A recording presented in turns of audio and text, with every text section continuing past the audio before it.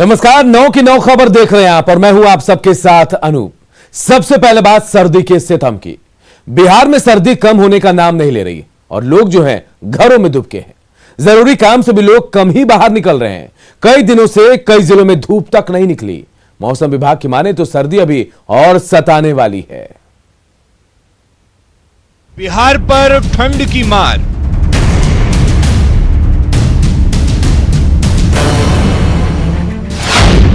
राहत का जारी इंतजार।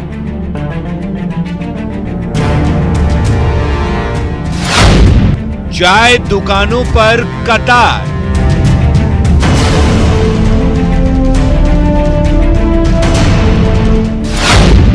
गरम चाय से ठंड पर वार।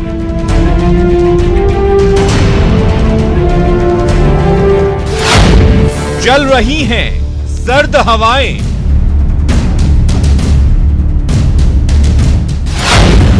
गरीब असहाय ठंड कैसे भगाएं?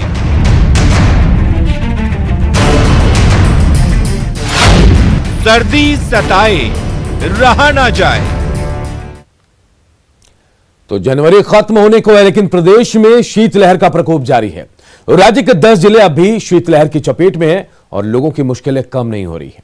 राजधानी पटना में दिन में भी कोहरा छाया हुआ है। लोग अलाव जलाकर ठंड से बचने की कोशिश में लगे हैं।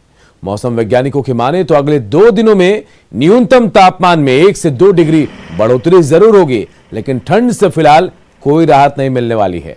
राजधानी में ठंड का जायजा लिया हमारे सहयोगी रजनीश कुमार ने। पिछले 2 दिनों से उत्तर पश्चिम दिशा से हवाओं का प्रसार लगातार जारी है। ऐसे में पटना समेत सूबे के 10 जिले अब भी शीतलहर की चपेट में हैं। राजधानी पटना की तस्वीर आपको दिखाते हैं कि देखिए, जो विजिबिलिटी है अब भी 100 मीटर के आसपास ही है और घना कोहरा छाया हुआ है। नतीजा जो ट्रैफिक है उस पर कोई दबाव नहीं पड़ रहा है और चंद गाड़ियां ही सड़कों पर नजर आ रही है। तो ठंड से बचने के लिए लोग अलाव का सहारा ले रहे हैं। मौसम वैज्ञानिकों की माने तो अगले 48 घंटे में फिलहाल जो ठंड है उससे राहत मिलने वाली नहीं है, क्योंकि पर्वतीय इलाके में लगातार बर्फबारी हो रही है। ऐसे में 48 घंटे में जहां ठंड से राहत नहीं मिलने की संभावना है, वहीं घने कोहरे भी आकाश में छाए रहेंगे। कैमरामैन मनीष जुनेजा के साथ रजनीश कुमार, न्यूज़ 18 पटना। और इधर पूर्णिया के लोगों को भी कड़ाके की ठंड से अभी राहत नहीं मिली है। इस कड़ाके की ठंड में सबसे ज्यादा परेशान गरीब हैं, क्योंकि ना अलाव की व्यवस्था की गई और ना ही कंबल बांटे गए। ठंड से परेशान कुछ लोगों से बातचीत की हमारे सहयोगी कुमार प्रवीण ने। पूर्णिया में इन दिनों कड़ाके की ठंड पड़ रही है, लेकिन प्रशासन की तरफ से कोई व्यवस्था नहीं है। आप देख सकते हैं कि ये बस स्टैंड के पास का इलाका है, पॉलिटेक्निक चौक के आसपास का इलाका है और यहाँ पे जो रिक्शा पुलर हैं, जो गरीब आदमी है, वो किसी तरह अलाव जलाकर अपनी ज़िंदगी काट रहे हैं। आइए हमारे साथ कुछ यहाँ के लोग हैं, इनसे बात करते हैं कि क्या कैसे कट रही है ज़िंदगी। ठंड सोच रहा भी काफ़ी है, बहुत ठंडा हवा चल रहा है, बह रहा है। ठीक है, मेरा ही कहना है अपने जिला अधिकारी से जो ही कहना है हम लोग को कि जितना ठंड व्यवस्था कुछ करे, जितना रिक्शा चालक है जो भी है उससे ही पालन करे। ठंडा में से बोरा जला के काट रहे हैं, लकड़ी का कोई साधन नहीं है। अपना खुद के व्यवस्था प्लास्टिक के ताप रहे हैं रोज, और ये ठंड बहुत है। हम लोग का सर्दी बुखार इस बीच में बहुत परेशान किया है सर। क्या करते हैं? हम लोग रिक्शा चलाते हैं सर। हम लोग बगल में ही प्लास्टिक रोज अपना व्यवस्था खुद करते हैं सरकार के। जी सर, इसी झुग्गी में रहते हैं सर। हम लोग रोज के दिन प्लास्टिक ही से गुजारा करते हैं सर। रिक्शा चलाते हैं सर, अपना जीवन बिता रहे हैं। गरीब आदमी है, मजदूरी भी होता है, नहीं होता है। तो सरकार की तरफ से अलाव वगैरह अलाव वगैरह सर, हम लोग ठंडी में मर रहे हैं सर, बहुत दिक्कत हो रहा है। वरना बिछौना कहाँ से लाने, किसी तरह रोड पर प्लास्टिक जार के जीवन काट रहे हैं। इस कड़ाके की ठंड में जब लोग सड़कों के किनारे रह रहे हैं और यहीं पे अलाव के सहारे ये ठंड भरी रात को काट रहे हैं, लेकिन प्रशासन के तरफ से ना तो अलाव की व्यवस्था है, ना ही यहाँ कंबल वितरण की कोई व्यवस्था है। कुमार प्रवीण, न्यूज़ 18 पूर्णिया। और कड़ाके के इस ठंड में भी युवा जो है सेना की बहाली के लिए तैयारियों में जुटे हैं। सिवान के राजेंद्र स्टेडियम में बहाली के लिए पसीना बहा रहे युवाओं से बातचीत की हमारे सहयोगी मृत्युंजय सिंह ने। देखिए, हम ठंड हो या गर्मी हम लोग को लगातार बहाली अटेंड आता हुआ है और हम लोग को तैयारी करना है, क्योंकि देश की सेवा करना है आगे चल के। ठंड हो या गर्मी हम लोग को तो तैयारी करना ही पड़ेगा उतना। ठंडे में हम लोग बैठेंगे, हम लोग का दौड़ नहीं बन सकता है, चाहे कुछ भी। और बहाली नजदीक आ गया है, इसीलिए हम लोग कड़ी से कड़ी मेहनत कर रहे हैं। जी, ठंडी हो या गर्मी में मेहनत करना है तो करना है।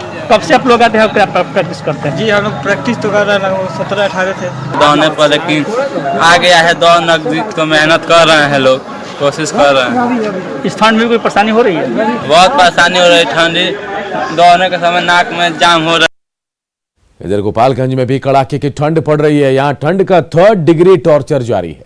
ठंड और घनी कोहरे की वजह से रफ्तार पर भी ब्रेक लग गई है। आज शहर का न्यूनतम तापमान जो है 6 डिग्री दर्ज किया गया। ठंड से बचने के लिए लोग चाय का सहारा ले रहे हैं। गोपालगंज से ठंड की जानकारी दे रहे हमारे सहयोगी मुकेश कुमार। गोपालगंज में सर्दी का 3rd डिग्री टॉर्चर जारी है। अभी हम गोपालगंज शहर के पोस्ट ऑफिस चौक के पास हैं और आप देखेंगे कि यहाँ पर किस कदर विजिबिलिटी जो है काफ़ी कम है यहाँ पर, और घने कोहरे की वजह से यहाँ पर जो रफ्तार है ब्रेक लग गया है। और आप देखेंगे कि सर्दी की वजह से, कड़ाके की ठंड की वजह से लोगों का घरों से निकलना जो है वो मुश्किल हो गया है। और हम पोस्ट ऑफिस चौक के पास जो चाय की दुकान है, आप देखिए यहाँ पर कि सर्दी की वजह से चाय की जो दुकान है वहाँ पर लोगों का जमावड़ा लगा हुआ है और लोग यहाँ पहुँचे हुए हैं। हम यहाँ पर कुछ लोगों से बात करते हैं कि ठंडे को लेकर के क्या उनका कहना है और किस कदर ठंड बढ़ रही है। आप बताइए, ठंडे के बारे में क्या कहना है आपको, कितनी ठंड है यहाँ पर? ठंडा तो 2-4 दिन से बहुत ज़्यादा ठंडा पड़ रहा है। हमको लगा 4 डिग्री के आसपास में आ गया है और उसके चलते लोग घर से बाहर भी नहीं निकल रहे हैं।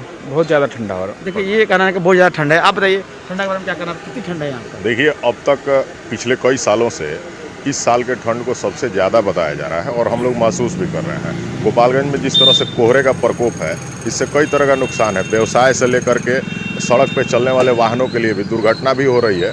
इससे हम लोग काफ़ी त्रस्त हैं। देखिए, ठंड से लोग काफ़ी त्रस्त हैं। अभी चाय वाले हैं, इनसे बात करते हैं कि ठंड का इनके पर क्या असर पड़ा है। आप बताइए, आप चाय बना रहे हैं और ठंडी की वजह से चाय का क्या असर पड़ा?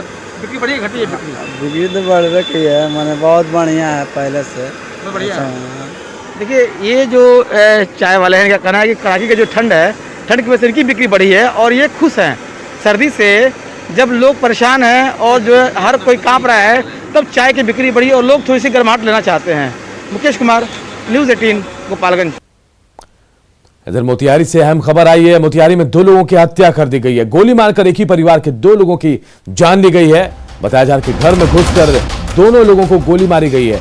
जमीन विवाद इसके पीछे वजह बताई जा रही है। घोड़ासैन के ललवा गांव की यह घटना है, जहां घर में घुसकर 2 लोगों को गोली मारी गई है।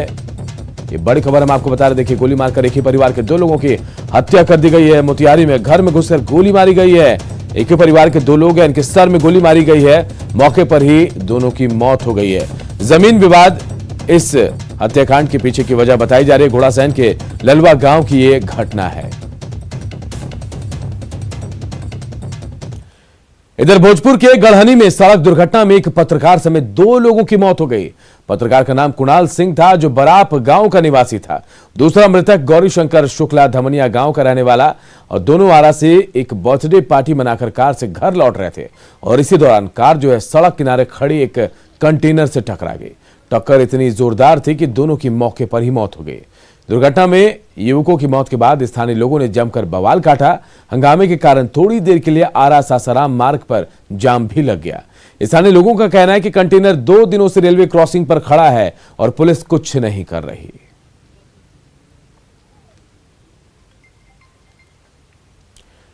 इधर वैशाली में एक बार फिर बेखौफ अपराधियों ने बैंक लूट की बड़ी घटना को अंजाम दिया।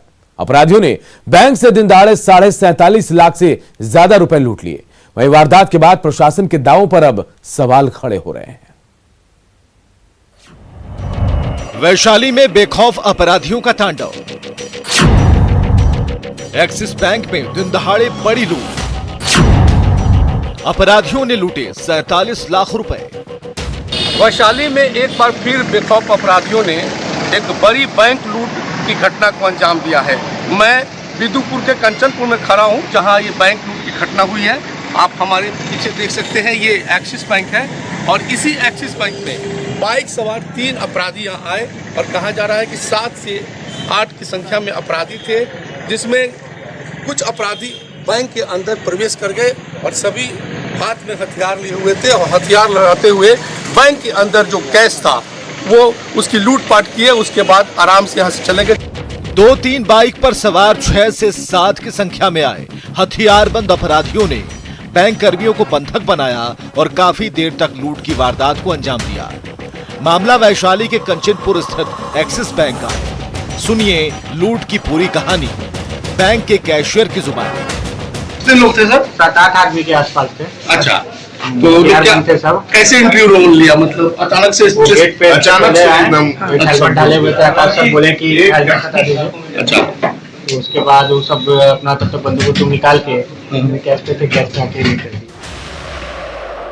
लूट की इस बड़ी वारदात के बाद प्रशासन के होश उड़ गए। वहीं पुलिस अब सीसीटीवी के आधार पर अपराधियों की धरपकड़ में जुटी है। ये एक्सिस बैंक है और बिदुपुर थाना अंतर्गत पड़ता है, कंचनपुर जगह। यहाँ से 40 लाख की लूट की बात सामने आ रही है। जो दिख रहा है कि बैंक में डकैती करते हुए 6-7 लोग घुसे हैं, उनके पास हथियार हैं और हम लोग को सीसीटीवी फुटेज मिले हैं। एरिया जिसमें वो भागे हैं वो शटल हम लोग को उसमें से एनालाइज कर रहे हैं and we are looking for the nearby areas. जो पूछताछ पर काम किया जा रहा है बहुत जल्दी हम इसको ट्रैक कर लेंगे। बिहार में अपराध एक बार फिर से चरम पर है। लूट, हत्या और डकैती की घटनाएं लगातार हो रही हैं। इनमें से कई कांडों का खुलासा होना बाकी है। बावजूद इसके पुलिस जांच का हवाला कर अपना पल्ला झाड़ रही है। राजीव मोहन, न्यूज़ 18, वैशाली। शराबबंदी पर सरकार की सख्ती के बावजूद भी क्यों इस पर लगाम नहीं लग पा रही, इसका खुलासा एक वायरल ऑडियो कर रहा है। हालांकि इस वायरल ऑडियो की पुष्टि न्यूज़ 18 नहीं करता है, लेकिन ऑडियो के सामने आने के बाद आईजी ने जांच के आदेश भी दे दिए। मामला 28 दिसंबर 2020 का है। रात को गश्ती के दौरान कदम कुआं थाना की पुलिस ने एक सफारी गाड़ी की चेकिंग की। चेकिंग में गाड़ी में शराब निकली, जिसके बाद पुलिस ने सफारी सवार 2 लोगों को गिरफ्तार कर लिया। शराब और गाड़ी को जब्त कर लिया गया, लेकिन इसके बाद कदम कुआं थाने के कथित दलाल ने शराब माफिया को फोन कर 5 लाख में सेटिंग करनी चाहिए, जिसका ऑडियो वायरल है। हालांकि सेटिंग नहीं होने की वजह से गाड़ी अभी भी थाने में और दोनों लोग जेल में। इस मामले में कदम कुआं थाने के थानेदार निशिकांत निशी ने सफाई देते हुए कहा कि शराब माफिया को पकड़ने के लिए ये जाल बिछाया गया था। हाँ, कुछ होगा ले दे के माइनस 5 लाख। हाँ, आप काम नहीं होगा उसमें? नहीं, आदमी है, 2 गाड़ी है, माल है, सब ओके हो जाएगा। तो कौन गाड़ी है भैया? सफारी।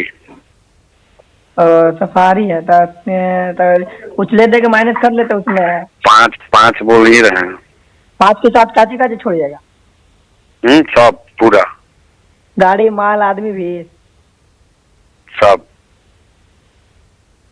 सुनिए ना, 1 तक में होगा तो भैया करवा दीजिए ना भैया। तो ना चलो रहने दो, तुम छोड़ दो तुम। खाली सुनिए ना, मेरा बात को सुनिए था ना। खाली गाड़िया छोड़ दीजिए, बाकी सब चीज रख लीजिए। ना, मलवा रख लीजिए, खाली गाड़िया छोड़ दीजिए ना। सिर्फ गाड़ी 2.5। सिर्फ गाड़ी 2.5। सिर्फ गाड़ी 2.5। गाड़िया छोड़ दीजिए ना भैया, गाड़िया तो बदनामी हो। हम जैसे बोल दिए उतना पैरवी नहीं करो, जितना बोल दिया उतना बोल दिया। गाड़ी वहीं है अभी, सिर्फ वहीं से अपना लेके चल जाएगा। हमारा आदमी हट जाएगा, चुपचाप चल जाएगा लेके।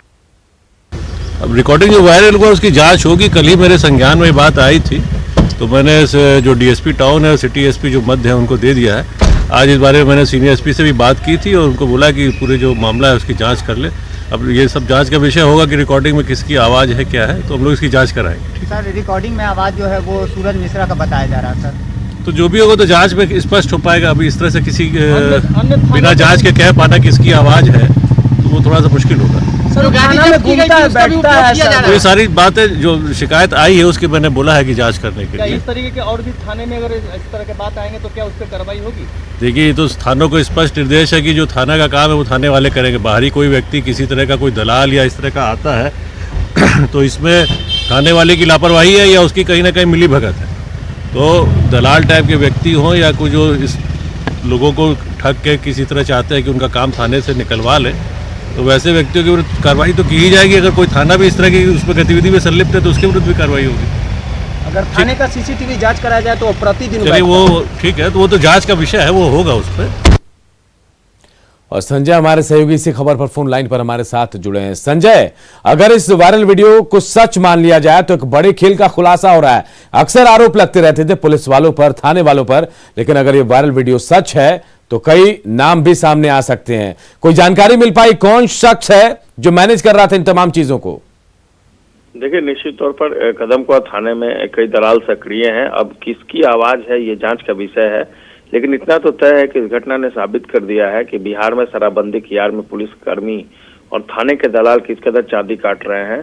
फिलहाल इस पूरे मामले में जांच का आदेश दिया गया है। पटना के सीनियर एसपी उपेंद्र शर्मा को आईजी की तरफ से निर्देश दिया गया कि इस पूरे मामले की जांच करवाई जाए।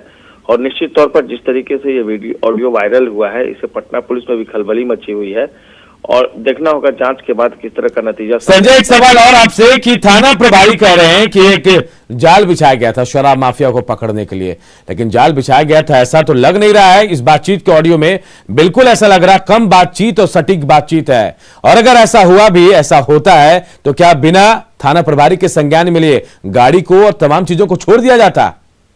देखिए, ये पूरा मामला जांच के दायरे में आ गया है और एसएसपी खुद इस पूरे मामले की जांच कर रहे हैं। तो निश्चित तौर पर जांच के बाद जो नतीजा सामने आएगा उस पर कार्रवाई का आश्वासन पटना के जोनल आईजी ने दिया है। जी तो चलिए, बहुत बहुत शुक्रिया। तो शराबबंदी की पोल कैसे खुली है, देखिए इस वायरल ऑडियो के जरिए हम आपको बताने की कोशिश कर रहे हैं। हालांकि न्यूज़ 18 इस वायरल ऑडियो की पुष्टि नहीं करता है, लेकिन इस ऑडियो को अगर सच मान लिया जाए, 1% भी अगर सच मान लिया जाए, तो एक बड़े खेल का खुलासा थाने से ही हो रहा है। देख लीजिए, इधर मुंगेर में विदेशी शराब की बड़ी खेप पकड़ी गई है। मामला बरियारपुर थाना क्षेत्र में घोरघट पुल के पास का है। NH80 पर सफारी गाड़ी से यह शराब जब्त की गई है। इस मामले में 2 युवकों और 1 महिला को गिरफ्तार किया गया है। पुलिस ने गुप्त सूचना पर कार्रवाई की है। गाड़ी पर जो कल्याणपुर निवासी रघुवंश सिंह उर्फ मंटू सिंह, उनकी पत्नी परिनीतम सिंह के साथ जलालाबाद असरगंज थाना निवासी देवोत्तम कुमार कौशिक भी सवार थे। दोनों पति पत्नी पहले भी जेल जा चुके हैं। मुजफ्फरपुर में उत्पाद विभाग ने अवैध शराब कारोबार के खिलाफ बड़ी कार्रवाई की है। उत्पाद विभाग ने अय्यापुर के एक गांव में छापेमारी कर देसी शराब फैक्ट्री का भंडाफोड़ किया और शराब भट्टी को ध्वस्त कर दिया। बताया जा रहा है कि उपेंद्र सहनी और किशोर सहनी नाम के 2 शख्स ये शराब फैक्ट्री चला रहे थे। कार्रवाई की भनक मिलते ही दोनों वहां से फरार हो गए। शराब को जमीन में गाड़ कर छिपाया गया था, उसे नष्ट कर दिया गया और साथ ही शराब बनाने की सामग्री को भी यहां नष्ट किया गया है। हटाओ ना सब।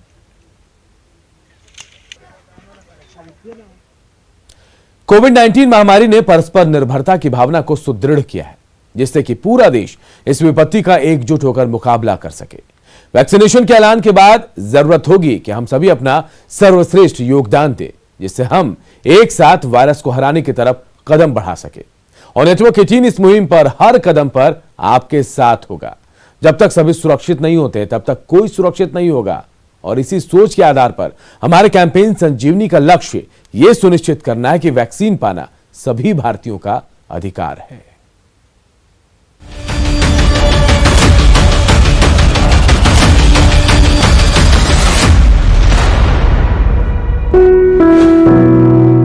समस्तीपुर के रेलवे स्टेडियम कॉलोनी के लोग नारकीय जीवन जीने को मजबूर हैं। बिना बरसात ही रेलवे कॉलोनी की सड़क पानी में डूबी हुई है।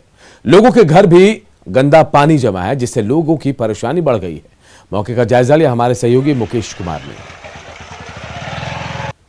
अभी कोई बारिश का मौसम नहीं है और ये नज़ारा है रेलवे कॉलोनी का, जो स्टेडियम कॉलोनी है रोड नंबर 5, वहाँ पर सड़कों की स्थिति आप देख सकते हैं, जो लगातार पानी की धारा प्रवाहित हो रही है, जिसके कारण यहाँ कॉलोनी में रहने वाले लोगों को काफ़ी परेशानी का सामना करना पड़ रहा है। और ये नज़ारा स्टेडियम कॉलोनी जो रिहायशी इलाका है, यहाँ पर अधिकारी से लेकर के रेलवे के जो कर्मचारी हैं वो यहाँ रहते हैं और उनके लिए ये कॉलोनी बनाया गया। लेकिन रेलवे जो अपनी व्यवस्थाओं के लिए जाना जाता था, उसके ठीक विपरीत समस्तीपुर में नज़ारा देखने को मिल रहा है। यहाँ पे कॉलोनी के कुछ लोग हैं, हम उनसे जानना चाहेंगे कि क्या स्थिति है, आप लोग कैसे रह रहे हैं?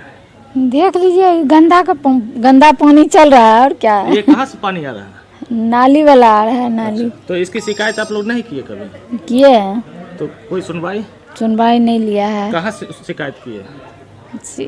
ROW को किए। ROW। तो यहाँ पर कोई अधिकारी देखने के लिए आए? नहीं, कोई नहीं। कॉलोनी के हालात आप देख सकते हैं। इनके द्वारा बताया गया, जो रेलवे के जो संबंधित विभाग है वहां पर शिकायत की गई, लेकिन अब तक कोई सुनवाई नहीं हुआ। नतीजन है नरकीय जीवन जीने को ये इस कॉलोनी के लोग मजबूर हैं। Mukesh Kumar, news 18 network, Samastipur. और इस बुलेटिन में इतना ही, लेकिन खबरें लगातार जारी है। देखते रहिए न्यूज 18 बिहार झारखंड।